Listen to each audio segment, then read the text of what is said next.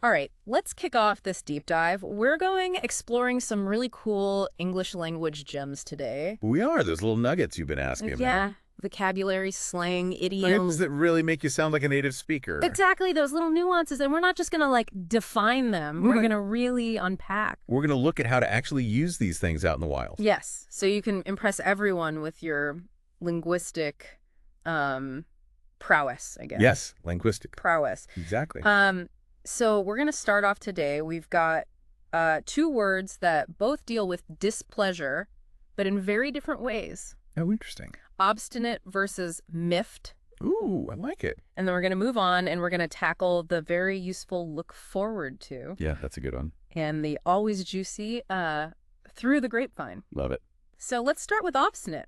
When I think about obstinate, I just think about like that kid at the dinner table Yes. who will only eat apples. That's it. It's apples or bust, nothing else. It's a classic example, right? It's like that unwavering determination. But, if we can kind of look at the root of the word obstinate, that can actually help us deal with those situations. Oh, really? Tell me more about that. Okay, so it comes from the Latin obstinatus, meaning to persist. Okay. And it's actually related to the word like obstruction. Oh, wow. So it's almost like they're experiencing this internal blockage to anything but their chosen path. So instead of seeing it as just like difficult, you can kind of reframe it and see it as like a part of their nature. Exactly.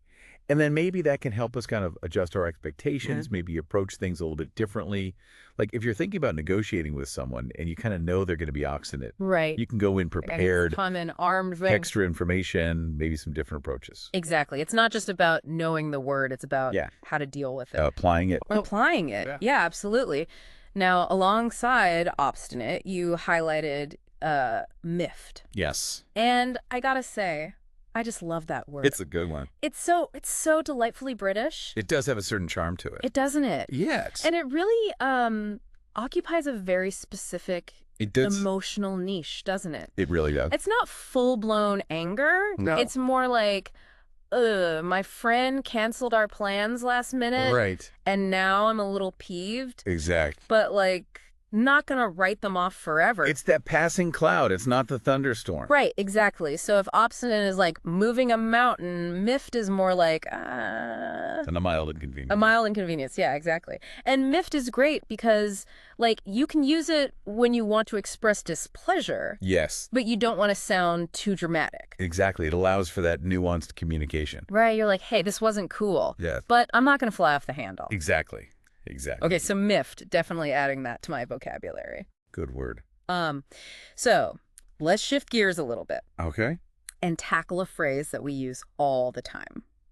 Look forward to. Oh, yes. Seems very simple, Oh, but there's a lot packed into those three little words. there is. It just conjures up that sense of anticipation Right. and excitement for something positive that's coming up. It's like when you know you're going to see your grandparents really soon and you just can't wait for those hugs Ah. and those home-cooked meals. I love it. I love it. And it's interesting, if you break it down grammatically, it's the verb, the adverb, the preposition, Yeah. all working together. I never thought about it like that.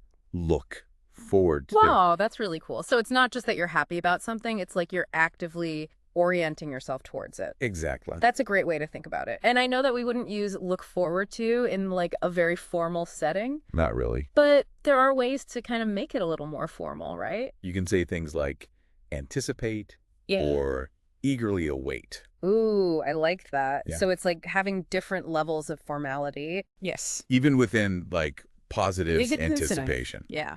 Okay, very cool. So should we dive into some through the grapevine? Let's do it. All right, this idiom, it's all about those whispers and rumors. Yes, it's unofficial channels of information. I'm picturing like old movies where everyone's huddled in corners and like Yeah. whispering secrets and stuff. Exactly. It's got that air of mystery to it, doesn't it? Doesn't it though? And it really makes you realize that like as humans, We love secrets. we're fascinated It's with, unknown. yes, what's being concealed, what we don't know. Absolutely. I actually once heard through the grapevine that this company I really admire Oh, yeah. was about to launch this super top secret product. Really? And I was so excited, I bet. but also a little bit like skeptical. Right. Like, is this for real? Is it legit or is it just, water cooler talk? Exactly. And that's the thing, like with through the grapevine, is that you really have to take it with a grain of salt. You do, because it's not always reliable. No, it's like playing a game of telephone. Exactly. By the time it gets to you, It might have changed. totally distorted. Completely. So the thing that I thought was so fascinating Yeah, is that it actually originated during the American Civil War. it did. Because back then, the telegraph wires... They weren't neatly organized, were they? No, they were strung kind of haphazardly. Like grapevines. Like grapevines. Isn't that so cool? I love it. So that image, those tangled wires, became a metaphor for... For how information traveled. Yes, informally, sometimes unpredictably. Exactly. I just love that each piece of news is like a little grape On the vine. on the vine, spreading and connecting. I love that. Isn't that so clever? It is. It is. It just goes to show, doesn't it, that even these phrases that seem kind of random and maybe silly Right. actually have these rich histories They do. behind them. It's amazing. Sure, So yeah. we've covered obstinate. We have looked forward to. Look forward to. And through the grapevine. What linguistic treasures await us next? Oh, there are more. Get ready for round 2. I'm excited. Wow, that last exploration of like obstinate, miffed, and look forward to, and through the grapevine. It's fascinating, isn't it? It really is. It made me think about all the different ways we have to express things. That's like nuances. those little, those It's the nuances. subtle shades of meaning. Yes, and all those idioms are so like colorful and evocative. They really are. And the ones that you've picked for this next round, I think, are even more interesting because they all have to do with Yeah. secrets and hidden information. Secrets. Oh, I love a good secret. Who doesn't, right? I know, it's so juicy. I guess it's no surprise we have so many idioms Yeah. for talking about things that are hush-hush or under wraps or... It's just that human fascination with the unknown, isn't it? Yeah, like what's being concealed, what we're not supposed to know. Oh, absolutely. Okay, so let's spill the beans on these idioms. I love it. See what I did there? You see what you did there. So yeah, spill the beans. That's such a classic. Such a classic. And it really, like, creates that image in your mind, doesn't it? Yes. Of something accidentally being revealed. Yes, like you're trying to keep those beans contained. Right. But they just, whoops, they tumble out. The secret's out. No going back now. Exactly. And often there's that feeling of surprise or even like betrayal when someone spills the beans. Totally. Like you weren't supposed to tell anyone. Yeah. All right. So next to spill the beans, you also have let the cat out of the bag. Let the cat out of the bag. Where does that one come from?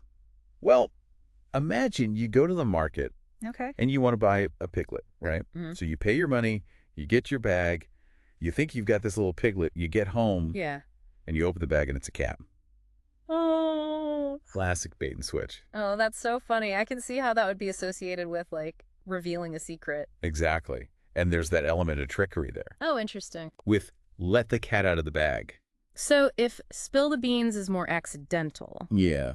let the cat out of the bag might be more deliberate. It can be. It depends on the context, right? Huh? But there's definitely that potential that someone might intentionally reveal something, Right, to cause chaos or... maybe get a reaction. Yeah, exactly. Okay, and last but not least, we have keep something under wraps. Under wraps. This one feels very intentional. It is. Think about it. When you wrap something up tightly, you're doing it to protect it, to keep it concealed. Right, it's like those top secret government projects or something. Exactly. You know, everything's under wraps until they're ready for the big reveal. Until the big announcement. It's about control.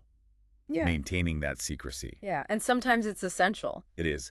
Like for a surprise party or like a business deal or something. Absolutely. Okay, so we've covered idioms about like spilling secrets. We have. But what about idioms that deal with like challenges or obstacles? Oh, you picked some great ones for this category.